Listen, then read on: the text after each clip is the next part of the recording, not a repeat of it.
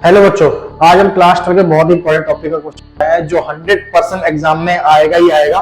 तो चलो बिना टाइम वेस्ट करते शुरू करते हैं अपना क्वेश्चन। यहाँ हमें बोला गया है करने के लिए is the answering a question. एक बेस करूंगा क्वेश्चन दिया है जो पेपर में बहुत बार आ चुका है और इस बार भी आने के बहुत बहुत ज्यादा चांसेस हैं। तो देखिए कैसे करना है इसे। बोला गया है एक आंसर कोई क्वेश्चन है मल्टीपल चॉइस टेस्ट का, एक स्टूडेंट आइदर या तो उसे पता होगा, जैसे आपके भी मल्टीपल चॉइस क्वेश्चन आएंगे, या तो आपको क्वेश्चन पता होगा या आप उसमें गेस करने वाले हो। 3/4 प्रोबेबिलिटी दे रखी है कि उसे आंसर पता है, मतलब कि 3/4 प्रोबेबिलिटी वो आंसर सही करेगा, उसे पता है।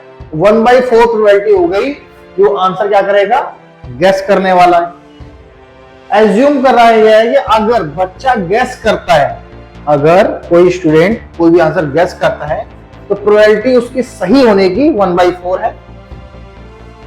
बोला क्या गया है answer, what is the probability हमें बतानी है that student no the answer that he answer it correctly. कहने का मतलब है, हमें देखो सबसे पहले आप इस क्वेश्चन करने से पहले तीन चीजों को आपको ध्यान देना है।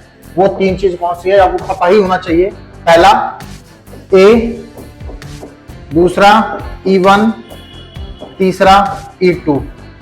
इन तीन चीजों को जिसको बच्चों को पता होता है वो क्वेश्चन जरूर करेगा, सही कर सकने के पूरे चांस रहते हैं। पहला ए क्या होता है, ए वो चीज होती है जो चीज गिवन हो क्वेश्चन में। क्या बोला गया यहाँ पे, उसको आंसर पता है, यहां लिख लेना है आपको क्या, he answered correctly. E1 E2 event कौन से होते हैं, E1 E2 E3 कितने भी हो सकते हैं, डिपेंड करता है क्वेश्चन पे। हमसे जो चीज पूछी गई है वो हमारा होता है। क्या बोला गया, स्टूडेंट नो द आंसर। क्या बोला, स्टूडेंट पता है। अब यहाँ पे देखो दो चीज हो सकती हैं, या तो क्वेश्चन से पता है आंसर या तो उसे नहीं पता है। ही E1 ले लो जो हमें पूछा गया है, ही नोज द आंसर, और E2 हो जाएगा ही गेस। या तो वो गेस करने वाला है या तो क्या करने वाला है, उसे आंसर पता होगा।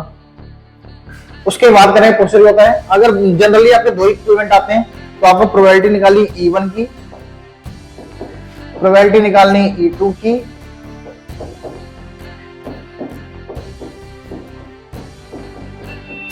फिर AE1, फिर AE2। आपको ये चारों आंसर निकाल लेने, बहुत ही आसान होते हैं, बस पढ़ना है। Probability E1, probability of he knows the answer. क्या प्रोबेबिलिटी है इसका आंसर पता होने की, ही नोज द आंसर कितना है, 3/4। समझ में आ रहा है। अगला बोला गया E2, प्रोबेबिलिटी बतानी है जब वो गेस कर रहा है, गेस करने के चांस कितने हैं, 1/4। A/E1, यहां बोला गया अगर, अब तो पढ़ना कैसा है, तो find the probability A, he answer correctly when he knows the answer। अब समझो अगर उसे आंसर पता है, इसका आंसर तो होना पड़ेगा कंप्लीट। देखो अगर उसे आंसर पता है, आंसर सही है, और जब उसे आंसर पता है, अगर तुम्हें आंसर पता है तो सही जाने प्रोबेबिलिटी कितनी होगी, 1। क्या होगी, 1। आगे बोला गया है A/E2 क्या होता है, प्रोबेबिलिटी बतानी है हमें, आंसर उसका सही हो गया कब, जब वो गैस कर रहा है। E2 मतलब क्या है, जब वो गैस कर रहा है, और जब वो गैस कर रहा है सही जाने प्रोबेबिलिटी कितनी थी हमारी, 1/4। अब इसके बाद तो हो गया ये बहुत ज्यादा आसान। करना क्या है, अब आपको सिर्फ प्रोबेबिलिटी पुट कैसे करना है, फॉर्मूला यहां देखो। जो हमसे पूछा गया प्रोबेबिलिटी बतानी किसकी, he know the answer, he knows the answer. क्या लिखा है, E1।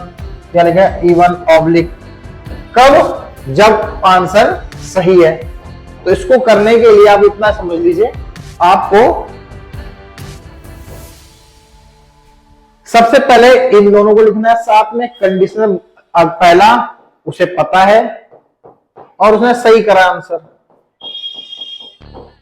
प्लस उसे नहीं पता मतलब उसने गेस किया है और फिर आंसर सही गया।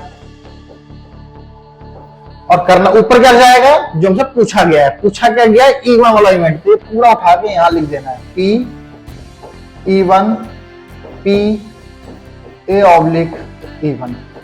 करना क्या है, पुट कर देना आंसर। कितना आएगा यहाँ पे, E1 कितना है 3/4 इंटू ए ऑब्लिक E1 कितना है 1, फिर कितना है 1/4, देन 1/4, ये प्रोबेबिलिटी ऊपर 3/4 इंटू 1। कितना आसान है, ये हो गया ऊपर 3/4।